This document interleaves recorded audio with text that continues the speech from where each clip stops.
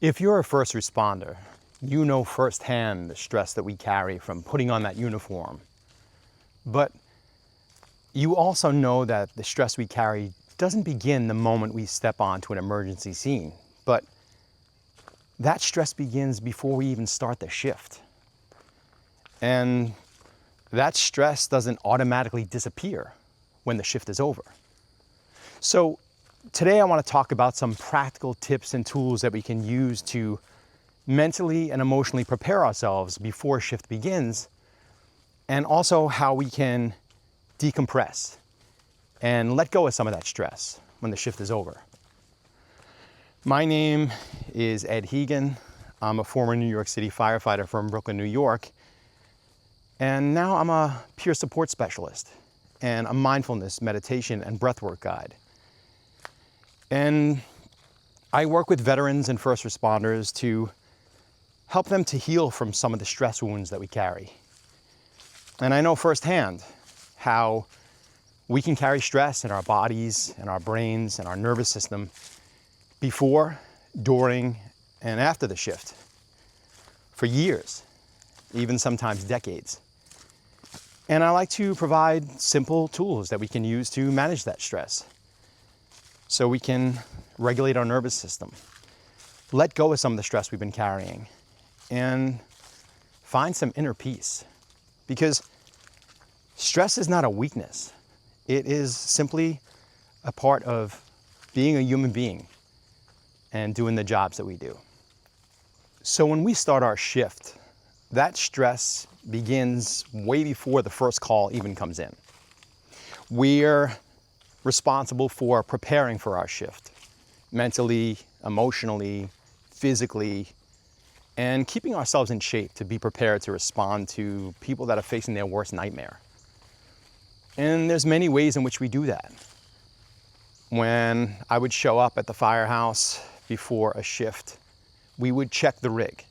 We would pull it out, we would go over each compartment, we would fire up the saws, check all the masks, make sure all the tools were operational for auto extrication. And you need to know that if you're going to arrive on the scene, that is not the time to prepare and check your gear. We do that way before the shift even begins. And so in the same way that we prepare our tools and our gear and we get ready to rock and roll when the bell goes off, we also need to prepare ourselves mentally and emotionally. Sort of like managing the stress before it even happens is a way of checking our own rig. It's the way of checking in with our mental, emotional, physical well-being and making sure that we're ready to focus and do our job effectively, because the guys we work with are depending on us, and the people that are calling 911 are expecting us to respond and show up and be prepared to handle a major crisis. So when you start to look at being prepared mentally and emotionally, that is the way for us to act like true professionals. And it also is a way to honor our family and the people that we love us by making sure that we keep ourselves safe. I remember in Proby school at the Rock on Randall's Island that one of the drill instructors, Donnie Wunderlich, he would say that before we would go in for a shift, he would say, every time I go to the firehouse door, I put my hand on that doorknob and I say, I'm going in this door and I'm coming out this effing door. And that was his way of trying to mentally prepare you for being ready to go, but also being situationally aware of the dangers that we face so we can keep ourselves safe and protect our brothers and sisters who need to be prepared to handle some really difficult challenges. And so just like we prepare all of our tools and we're ready to rock and roll and our team is assembled and we have roll call and everybody's on the same page and we're acknowledging the difficulties we may have. Maybe it's crappy conditions out there. Maybe it's an icy condition. So if you're the roof man, you have to be prepared to know I might get up on that peaked roof and I might slide right off. Having this kind of situational awareness, or what we would call a size up, is an effective way to be prepared for whatever might happen. And in that same way, we want to prepare ourselves mentally and emotionally by keeping ourselves calm, grounded, and relaxed. So before a shift, some of the things we can do is maybe in the car on the way into work, we can turn off the news cycle that is nothing but a bunch of stress. And we can sit in silence or put on some relaxing music and simply do some breathing exercises, which I'll show you in a little bit. And these breathing exercises can simply help us to walk into work, and instead of being charged and on edge, we can show up to work calm, focused, and grounded, so we're ready to do our job. And then after a shift, we can also do the same thing. We can downshift. We can just decompress in a way that's healthy. And there are tools that we can do almost as a ritual to manage some of the stress that we're carrying from that shift.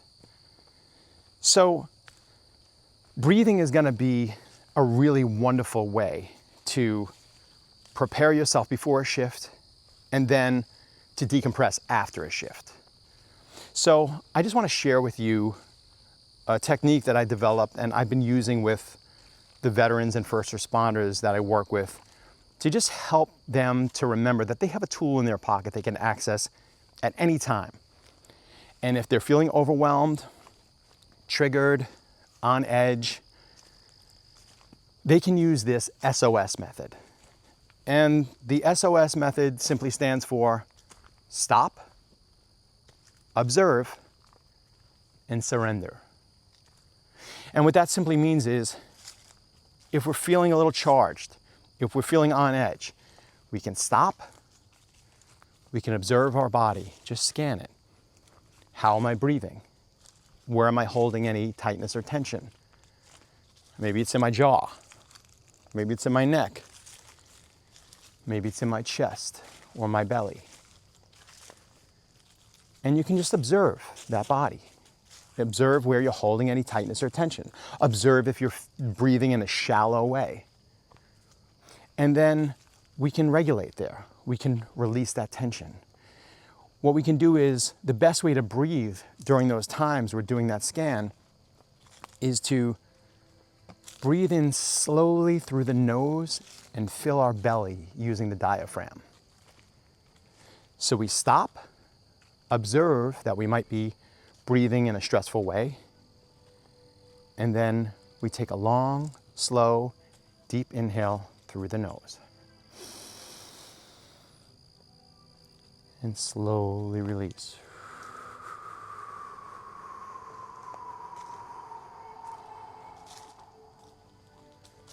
Again, long, slow, deep inhale through the nose.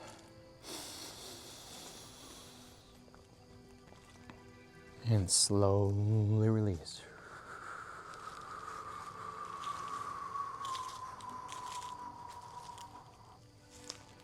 When we take a long, slow, deep inhale through the nose and fill our belly,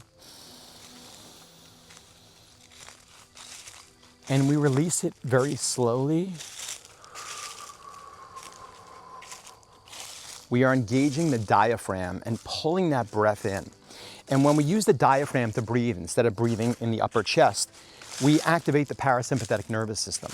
And we go from a state of fight or flight or response mode into a state of rest and digest. Stress hormones, adrenaline and cortisol come down. Look, we're gonna need that adrenaline and cortisol when the bell goes off. So conserving that and not having this adrenal fatigue and burning out our stress response by staying grounded and relaxed before we need it is truly a way to be a professional and to honor ourselves and to really be prepared. And we can do this in the car before our shift begins. And this is the gift that we give to the people that call 911.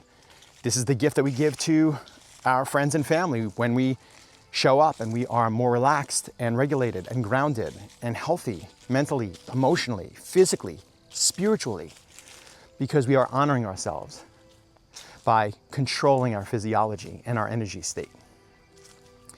And think about it. When someone calls 911 and they are going through their worst nightmare, their loved one has gone down from a heart attack, or their house is on fire, or their car is flipped over, how do you want to respond to that scene? Do you want to be out of shape, overweight, dysregulated, anxious, on edge, overwhelmed? Or do you want someone to show up calm, relaxed, grounded, level-headed, peaceful, with the mental focus and acuity to make the best decisions for the team and for the victims and everybody else involved? Yeah, you know the answer. So being a true professional means keeping ourselves grounded and emotionally prepared to do our job. And then when we're leaving the shift, we can have other rituals. Sometimes that's taking a shower and taking off the uniform and saying a little prayer or expressing gratitude for a life of service and a shift well done, and for surviving that shift in one piece, because a lot of guys don't. And we can also leave that shift, and while we're leaving the firehouse or the station house, we can have these rituals where we get in the car and the same thing. Before we turn on the radio, before we want to numb and distract ourselves, before we reach for the phone and start scrolling, before we engage in unhealthy habits to numb and distract ourselves from what we just experienced, we can do the same thing. We can practice that SOS method. We can stop. We can observe the stress that we're carrying in our body, how we're breathing.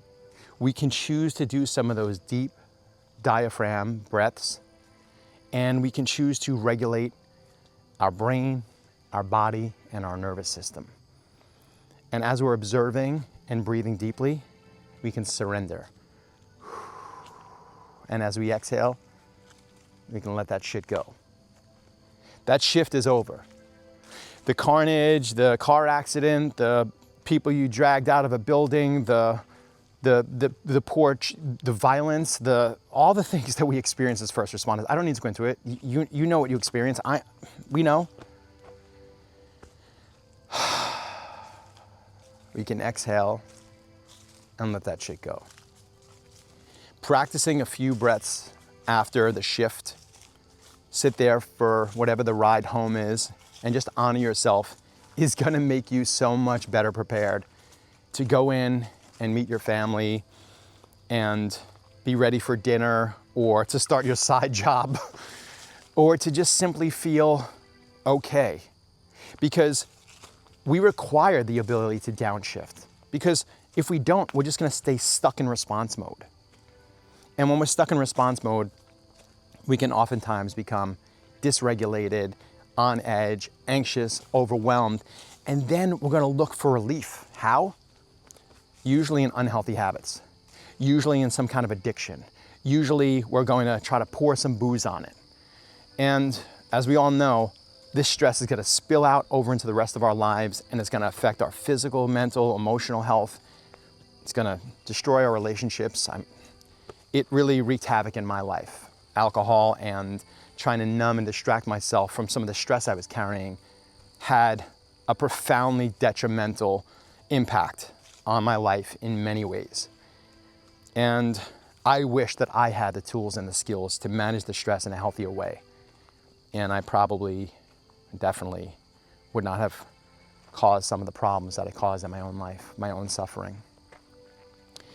And so there's also the ability to make other choices, to go for a walk, which is my medicine, to meditate and just still the mind, become aware of your thinking, become aware of the overthinking, the loops that are replaying themselves over and over about the job and how you could have done it differently or how you should have done it better. And you can critique yourself and you can prepare yourself to be a better professional next time.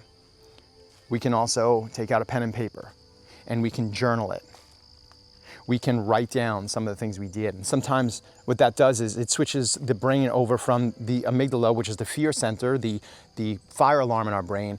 And when we journal it or we exercise, it can engage different parts of our brain, the prefrontal cortex, the hippocampus. These things are required for creativity and self-expression. And in that way, we take the stress and it goes from stress into a different part of the brain where we can just release and let go of some of the thoughts and emotions that we've been carrying.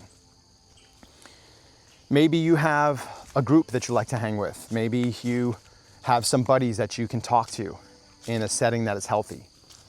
And when we do this, this is a way to honor ourselves, honor our profession, respect our body and our brain and our service and our physical and emotional well-being.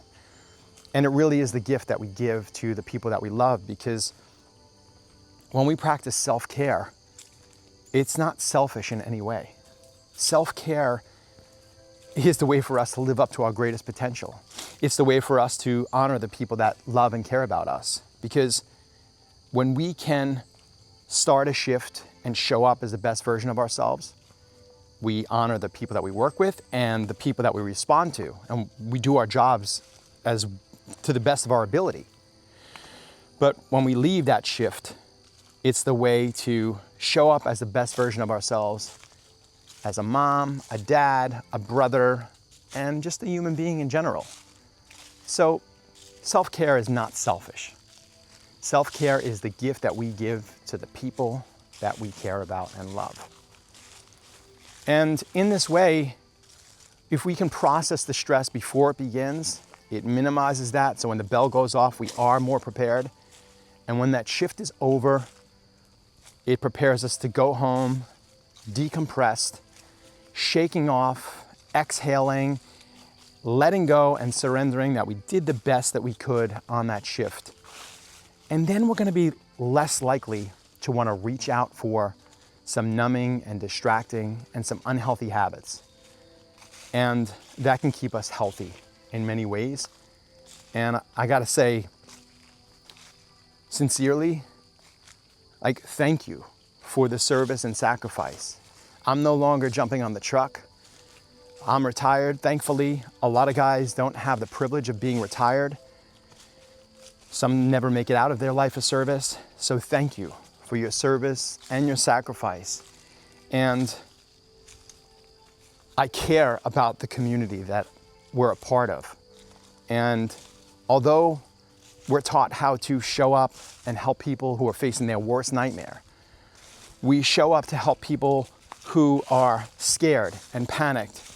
And we're trained how to cut people out of cars and break down doors and pull people out of fires and protect people. No one ever taught and trained us how to decompress, how to undo the stress that builds up. And although it's not your fault that nobody ever taught you these skills, it is our responsibility as a community to share this good word, to share this knowledge, to share this wisdom with our brothers and sisters in service, so we can help and guide each other. And just like we train each other to be prepared for the worst case scenario, we can train and prepare each other about how to deal with the stress, how to downshift, and how to let go of some of the stress that we've been carrying for years and even decades. So remember, stress doesn't make you weak in any way. Stress just means that you care deeply about the job that you do and that you want to do your job as well as you can. And regulating your nervous system, preparing yourself for a shift, is like preparing the gear that you use to do your job well. And decompressing after leaving a shift is the same as resetting your gear and making sure that you're ready for the next tour. And taking time for yourself is not selfish. It's survival. It's making sure that you are prepared to do your job as effectively as possible. So before your shift, prepare yourself mentally and emotionally. And after your shift, decompress and let it go. And remember, in personal and professional life, you can always use the SOS method. Stop, observe what's going on in your body, observe how you're breathing, and then surrender and let it go. And keep yourself grounded and regulated. And if you're struggling, if you're having overwhelm, if you're feeling like you're carrying a lot of stress, you don't have to walk this path alone. You can always reach out to me. You can click the link in the description below and let's connect. And I'm happy to guide you through some simple breathwork practices or even create a custom guided meditation to help you with specific challenges that you're facing. And it's free for veterans and first responders.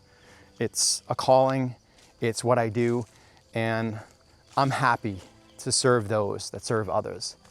And this is the way that we give back. We try to become the version of ourselves that we needed when we were a probie. Trying to become the version of myself that I needed when I needed guidance, when I was overwhelmed, when I was not handling stress properly, when I was engaging in unhealthy and self-destructive habits that almost destroyed my life. And so it's our responsibility to become that version of ourselves. It's a way for us to continue to live with meaning and purpose, and it's a way for us to keep our brothers and sisters who are getting onto the job now and carrying that weight, to manage that stress, to be healthier in every way, personally, professionally, physically, mentally, emotionally, and spiritually. So I hope this video helped. If this message resonates with you, please share this message with someone that you think might benefit from its message. And if you have a tip or a trick about how you manage stress as a first responder, put it in the comments below. I'd like to hear how we can start a conversation in a community about guiding and advising each other about how we can manage the stress in our lives. And remember, self-care is not selfish. It is the gift that we give to the people that we serve and the people that we love and the people that love us. So take care of yourself and each other. Thanks for watching.